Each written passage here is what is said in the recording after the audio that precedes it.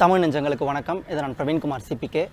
அமெரிக்காவோட புகழை பற்றி பேசும்பொழுது நாம் இந்த லிபர்ட்டி ஸ்டாச்சுவை பற்றி பேசாமல் இருக்க முடியாது. ஏன்னா லிபர்ட்டி ஸ்டாச்சு என்னென்னா அமெரிக்காவோட புகழை வந்து வானுயர செய்கிற அளவுக்கு ஒரு மிகவும் ஒரு சிறப்பம்சம் அப்படின்னு நம்ம சொல்லிகிட்டு இருக்கோம். ஒரு மான்யூமெண்ட் அப்படின்னு சொல்கிறாங்க. அதே போல் இந்தியாவினுடைய ஒரு ஒற்றுமையை பிரதிபலிக்கக்கூடிய வகையில் தான் இந்த சர்தார் வல்லபாய் பட்டேல் அவர்களுடைய அந்த சிலையை வந்து நிறுவப்பட்டது.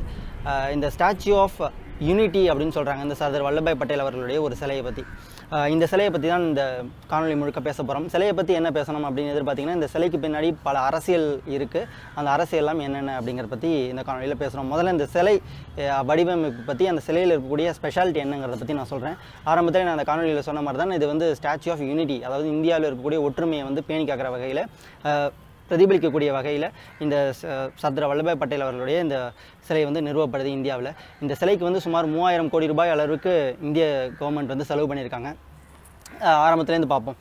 சர்தார் வல்லபாய் பட்டேல் அவர்கள் யாருன்னு நமக்கு தெரியும். இந்தியாவினுடைய முதல் எக்ஸ் பிரைம் மினிஸ்டர் அப்படின்னு நம்ம சொல்லுவோம். பொதுவாக அதான் சொல்லுவாங்க அரசியலில் இருக்கக்கூடிய எல்லாருமே. கிட்டத்தட்ட 182 மீட்டர் அளவிற்கு இந்த சர்தார் வல்லபாய் பட்டேல் அவர்களுக்கு வந்து திருவுருவச் சிலை வந்து வைக்கிறாங்க. அதாவது 182 மீட்டர் அப்படிங்கிறது வந்து 597 அடி. கீழே இருக்கிற பேஸ்மெண்ட்டையும் சேர்த்தால் சுமார் 240 மீட்டர் வருமாம். உலகத்திலேயே மிகவும் உயர்ந்த சிலைனா அது இப்போ இந்த நிறுவப்பட போகிற இந்த ஸ்டாச்சு ஆஃப் யூனிட்டி தான். அதாவது சர்தார் வல்லபாய் பட்டேல் அவர்களுடைய ஒரு சிலை 240 அடி அப்படிங்கிறது சுமார் 790 அடி, 240 மீட்டர், அதாவது 790 அடி. அந்த அளவுக்கு மிகவும் சிறப்பு வாய்ந்த சிலை. இது எங்கே அமைய போகுதுன்னா, குஜராத் மாநிலத்தில் இந்த சிலை வந்து நிறுவப்படுறாங்க. குஜராத் மாநிலத்தில் ராஜ்பிப்லா அப்படிங்கிற ஒரு இடம், ராஜ்பிலா அப்படின்னு சொல்லுவாங்க. அந்த ராஜ்பிலா இடத்திற்கு பக்கத்தில் நர்மதா அணை இருக்குது. இந்த நர்மதா அணையை பார்க்குற மாதிரி தான் இந்த வல்லபாய் பட்டேல் அவர்களுடைய சிலை, திருவுருவச் சிலை வந்து நிறுவப்படுது. வல்லபாய் பட்டேல் அவர்கள் பார்த்திங்கன்னா நேராக நர்மதா அணையை வந்து பார்வையிடுற மாதிரி அந்த சிலை வந்து வடிவமைக்கப்பட்டிருக்கு. இந்த சிலையில் இருக்கக்கூடிய ஒரு ஸ்பெஷாலிட்டி என்னென்னா, அணையிலிருந்து சுமார் 3.2 கிலோமீட்டர் தூரத்தில் இந்த சிலை வந்து நிறுவப்பட்டிருக்கு. இதில் என்னென்னா, ஒரு ஆர்டிஃபிஷியலாக ஒரு லேக் வந்து ஒன்று உருவாக்கப்பட்டது. அதனால் ஆர்டிஃபிஷியல் லேக்னா செயற்கையாக ஒரு அருவி செயற்கையாக ஒரு ஏரி மாதிரி ஒன்று வந்து உருவாக்கப்பட்டது. அந்த செயற்கை ஏரி பார்த்திங்கன்னா சுமார் 12,000 ஸ்கொயர் கிலோமீட்டர் அளவிற்கு, சதுர கிலோமீட்டர் பரப்பளவு கொண்டது. 12,000 சதுர கிலோமீட்டர் பரப்பளவு கொண்டதான் அந்த ஆர்டிஃபிஷியலாக ஒரு செயற்கையாக உருவாக்கப்பட்ட அந்த ஏரி.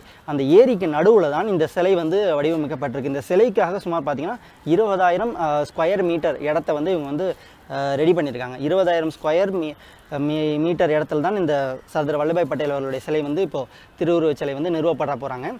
இந்த சிலை வந்து கட்டணும் அப்படின்னு சொன்னது எப்போன்னா, டிசம்பர் 2013 வருஷம் இந்த சிலைக்கான ஆரம்பகட்ட வேலைகள்லாம் முடிக்கிவிடப்பட்டது. ஆனால் இந்த சிலை வந்து எப்போ கட்ட போகிறதா சொன்னாங்கன்னா, அக்டோபர் 7ஆம் தேதி 2010 அப்படின்னு சொல்லுவாங்க. ஆனால் பொதுவாக எல்லோரும் சொல்கிறது என்னென்னா 2013 வருஷம் வந்து அஃபிஷியலாக இதை சொன்னாங்க அப்படின்னு. பட் அப்படி கிடையாதுங்க. 2010லேயே இதற்கான ஒரு ஜிஓ வந்து குஜராத் கவர்மெண்ட் வந்து அப்போவே பாஸ் பண்ணிடுச்சு. அது வந்து திரு நரேந்திர மோடி அவர்கள் தான் இந்த வேலைகள்லாம் ஆரம்பகட்ட வேலைகள்லாம் செய்ய ஆரம்பித்தது. இதை எப்போ ஓப்பன் பண்ண போகிறாங்கன்னா, அக்டோபர் 31, 2018, அதாவது நாளைக்கு இதை வந்து ஓப்பன் பண்ண போகிறாங்க. கிட்டத்தட்ட இதற்காக 3000 கோடி ரூபாய் வந்து கவர்மெண்ட் வந்து நிதி வந்து ஒதுக்கியிருக்காங்க. ஆனால் அதுக்கப்புறம் லார்சன் அண்ட் டியூப்ரோ கம்பெனிக்கு வந்து இந்த டெண்டர் வந்து கொடுக்கப்பட்டது. அவங்க என்ன சொன்னாங்கன்னா, 2,989 கோடிக்கு வந்து இந்த சிலையை வந்து நாங்கள் வந்து முடிச்சு கொடுக்குறோம் அப்படின்னு சொன்னாங்க. கிட்டத்தட்ட 11 கோடி ரூபாய் வந்து இந்திய கவர்மெண்ட்டுக்கு வந்து மிச்சம்.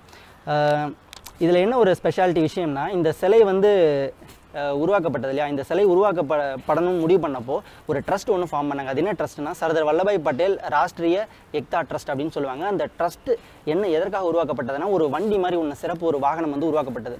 அந்த வண்டி வாகனம் எதற்காக உருவாக்கப்பட்டதுன்னா, நாடு முழுக்க அந்த வாகனம் போகும். நாடு முழுக்க போயிட்டு விவசாயிகள்கிட்டேருந்து மக்கள்கிட்டேருந்து விவசாயிகள்கிட்டேருந்தும் அவங்கக்கிட்ட கொடுக்கக்கூடிய இரும்பு வந்து அவங்க தரலாம், டொனேட் பண்ணலாம். இப்போ இந்த வண்டி வந்து நம்மக்கிட்ட வருதுன்னா, தமிழ்நாட்டுக்கு கூட வந்தது. அந்த தமிழ்நாட்டுக்கு வரும்போது கூட தமிழக விவசாயிகள் சில பேர், அதுபோல் கட்சிக்காரங்க சில பேர் என்ன பண்ணாங்கன்னா, தங்கக்கிட்ட இருந்த இரும்பு பொருட்களை வந்து தானமாக கொடுத்தாங்க. அந்த இரும்பு பொருளை வச்சு தான் இந்த சிலையை வந்து உருவாக்குறதுக்காக கொடுக்கப்பட்டது.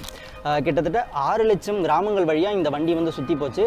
அதாவது இந்தியா முழுக்க இருக்கக்கூடிய எல்லா கிராமங்கள் வழியாகவும், மோஸ்ட்லி இருக்கக்கூடிய எல்லா கிராமங்கள் வழியாகவும் இந்த வண்டி வந்து சுற்றி வந்தது. கிட்டத்தட்ட 6 லட்சம் கிராமங்கள் வழியாக போயிட்டு 5 லட்சத்திற்கும் மேற்பட்ட விவசாயிகள் வந்து இந்த சிலை நிறுவப்படுறதுக்காக தங்கக்கிட்ட இருந்த இரும்புகளை வந்து கொடுத்தாங்க. அந்த கொடுத்த இரும்பு இருக்கு இல்லையா, அதான் ஒரு ஸ்பெஷாலிட்டி. என்னென்னா, அவங்க யூஸ் பண்ணிக்கிட்டு இருந்த அந்த அக்ரிகல்ச்சரல் எக்யூப்மெண்ட்ஸ், அதாவது விவசாய பொருட்கள், நம்ம கடப்பாரை, கத்தி, அதுக்கப்புறம் இந்த மண்வெட்டி, ஸோ இது போலலாம் இருக்கு இல்லையா, ஏற்கலப்பை, அதை தான் வந்து அவங்க வந்து டொனேட் பண்ணாங்க. அதை வச்சு தான் இந்த சிலைக்கான முக்கிய பாகங்கள்லாம் வந்து செய்யப்பட்டதாக ஆரம்பத்தில் சொன்னாங்க. கிட்டத்தட்ட 36 இடங்களில் ஆஃபீஸ் வந்து ஆல் ஓவர் இந்தியா வந்து இதற்காக மையங்கள் வந்து திறக்கப்பட்டது. அதாவது இந்த இரும்புகள்லாம் கலெக்ட் பண்ணணும் அப்படிங்கிறதுக்காக. சுமார் 5000 டன் இரும்பு வந்து இதற்கு தேவைப்படும் அப்படின்னு சொல்லிட்டு 5000 டன்னுக்கு மேலே இரும்பு வந்து இந்த சிலை வந்து நிறுவப்படுறதுக்காக விவசாயிகள்கிட்டேருந்து வாங்கப்பட்டது. இதில் என்னென்னா, இந்த இரும்பு, அதுக்கப்புறம் இந்த கான்க்ரீட்டு, அதுக்கப்புறம் இந்த வெண்கலம், பிரான்ஸ் சொல்கிறோம் இல்லையா, இந்த 3 தான் இதற்கான மெயின் மெட்டீரியல். இந்த 3 வச்சு தான், அதாவது இரும்பு, பிரான்ஸ், அதுக்கப்புறம் கான்க்ரீட், சிமெண்ட் கான்க்ரீட், இதை 3 வச்சு தான் இந்த திருவுருவச் சிலை வந்து இப்போ வந்து நிறுவியிருக்காங்க. இதில் என்ன ஒரு சிறப்பம்சம் அப்படின்னு கேட்டிங்கன்னா, 75,000 கியூபிக் மீட்டர் கான்க்ரீட் வந்து இந்த சிலைக்காக யூஸ் பண்ணியிருக்காங்க. அது மட்டும் இல்லாமல் 5700 டன் ஸ்டீல் வந்து இந்த வல்லபாய் பட்டேல் அவர்களுடைய சிலைக்கு வந்து யூஸ் பண்ணியிருக்காங்க. இது வரைக்கும் அவ்வளோ ஸ்டீல்ஸ் வந்து யூஸ் பண்ணியிருக்காங்க. அதாவது 5700 ஸ்டீல். இதெல்லாத்தையும் விட 18,500 டன் ஸ்டீல் ராட்ஸு, அதாவது வீடு கட்டுறதுக்கெல்லாம் கம்பி யூஸ் பண்ணோம் இல்லையா, அதுபோல் கம்பி ராடாகவே கிட்டத்தட்ட 18,500 டன் ஸ்டீல் ராட்ஸ் வந்து யூஸ் பண்ணியிருக்காங்க. அது இல்லாமல் 5700 டன் ஸ்டீலும் வந்து தனியாக யூஸ் பண்ணியிருக்காங்க. அது இது மட்டும் இல்லாமல் கிட்டத்தட்ட 22,500 டன் பிரான்ஸ், இந்த வெண்கலம் வந்து இந்த சிலைக்காக வந்து யூஸ் பண்ணியிருக்காங்க. நீங்கள் எல்லோரும் மனசுக்குள்ளே ஒரு கேள்வி ஒன்று வரும், எதற்காக இவ்வளவு டன் ஸ்டீலு, பிரான்ஸ் எல்லாம் செலவு பண்ணி கிட்டத்தட்ட 3001 கோடி ரூபாய் கவர்மெண்ட் வந்து சொன்னது. 3001 கோடி ரூபாய் செலவு பண்ணி எதற்கு இந்த இந்திய கவர்மெண்ட் வந்து இது சிலையை வந்து நிறுவனம் அப்படின்ற மாதிரி உங்களுக்கு ஒரு ஐயம் வரும். நான் ஆரம்பத்திலே சொல்கிறேங்க, இந்த சிலைக்கும் இந்திய கவர்மெண்ட்டுக்கும் எந்த ஒரு சம்மந்தமும் இல்லை. ஆரம்பத்தில் இது முழுக்க குஜராத் கவர்மெண்ட் வந்து ப்ரப்போஸ் பண்ண ஒரு ப்ராஜெக்ட். அது கிட்டத்தட்ட 800 கோடி ரூபாய்க்கு மேலே குஜராத் கவர்மெண்ட்டே அதுக்கான நிதியை வந்து கொடுத்துருக்காங்க. Moreover all over the world ஃபுல்லாக இதற்காக நிதி வந்து வாங்கியிருக்காங்க. அந்த சிலை இருக்கு இல்லையா, சர்தார் வல்லபாய் பட்டேல் அவருடைய சிலை, அந்த சிலை வடிவமைப்பில் இந்தியாவில் இருக்கக்கூடிய எல்லா பகுதிகளிலிருந்தும் மண் வந்து எடுக்கப்பட்டது. அந்த மண்ணிலேருந்து எடுத்து அந்த சிலை வந்து செய்யப்பட்டது. அது அந்த சிலை செய்கிறதுல வந்து அந்த கான்க்ரீட் சொல்கிறேன் இல்லையா, அதில் வந்து அந்த இந்தியாவில் இருக்கக்கூடிய எல்லா பகுதி மண்ணையும் கலந்து தான் அந்த சிலை வந்து செஞ்சாங்க. அது எதற்காகனா, it is a simple of unity அப்படின்றதுக்காக, நம்மளுடைய ஒத்துமையெல்லாம் பிரதிபலிக்கக்கூடிய ஒரு விஷயமா இந்த சிலை வந்து செய்யப்பட்டது. நிறைய பேர் சொல்லக்கூடிய ஒரு விஷயம் இதுதான், இது வந்து இந்தியாவிற்கு வந்து புகழ் இல்லை, இது வந்து இந்தியாவுடைய விவசாயிகள் வந்து மட்டந்தற்ற விஷயம் அப்படி இப்படின்லாம் நிறைய பேர் சொல்லிட்டு இருப்பாங்க. பட் அப்படி கிடையாதுங்க. இது வந்து ஒரு சிம்பிள் ஆஃப் யூனிட்டி. இது முழுக்க குஜராத் கவர்மெண்ட்டினுடைய ஒரு சாதனையை கூட நாம் சொல்லலாம். ஏன்னா இதற்கு முன்னாடி மிக உயர்ந்த சிலை எங்கே இருந்ததுன்னா, சைனாவில் வந்து இருந்தது. ஒரு புத்தருடைய ஒரு சிலை வந்து மிகவும் உயர்ந்த சிலை அப்படின்ற ஒரு பேர் புகழ் வந்து இருந்தது. கிட்டத்தட்ட 153 மீட்டர் தான் அந்த சிலையினோட மொத்த உயரம். அதையெல்லாம் தாண்டி இப்போ ஓவர்டேக் பண்ணிட்டு தான் கிட்டத்தட்ட 240 மீட்டர் அந்த பேஸ்மெண்ட்டையும் சேர்த்து, அது கிட்டத்தட்ட சொன்னால் 790 அடி. அந்த வெறும் சிலை மட்டும், வல்லபாய் பட்டேல் அவருடைய சிலை மட்டும் கிட்டத்தட்ட 182 மீட்டருக்கு இப்போ வந்து செஞ்சுருக்காங்க. கண்டிப்பாக இது வந்து இந்தியாவினுடைய ஒரு ஒற்றுமையை பிரதிபலிக்கிற ஒரு விஷயம்தான். அது மட்டும் இல்லாமல் இந்திய ஒற்றுமையை உலகளவில் கொண்டு போய் சேர்க்கறதுக்கான மிகச்சிறந்த ஒரு விஷயமாக நான் இது வந்து பார்க்குறேன். தொடர்ந்து பேசுவோம். மக்களையாலும் மனங்களையாலும் அடக்குமுறையாலும் ஆயுதங்களாலும் அல்ல, அன்பாலும் அகிம்சையாலும். நன்றி, வணக்கம்.